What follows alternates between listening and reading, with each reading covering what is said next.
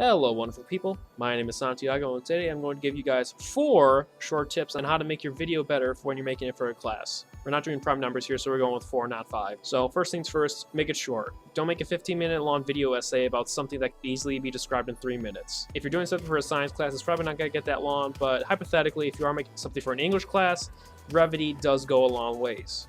So tip number 2, instead of just recording yourself talking and gesturing with your hands, I'd recommend either putting a green screen behind yourself so you can edit in funny things or edit in something that can prove your point even more if it is the English route, or you can just have a little slideshow and just record the audio separately. However, if you're doing something along a STEM route, show what you need to show, keep your camera steady.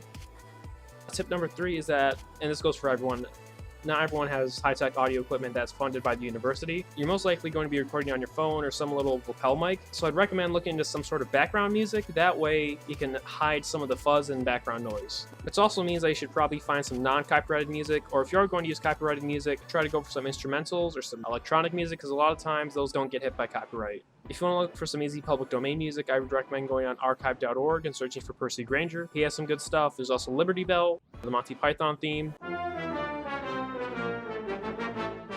And finally, I'd recommend, depending on your editing software, whether you got it legally free as the one I'm going to show on screen,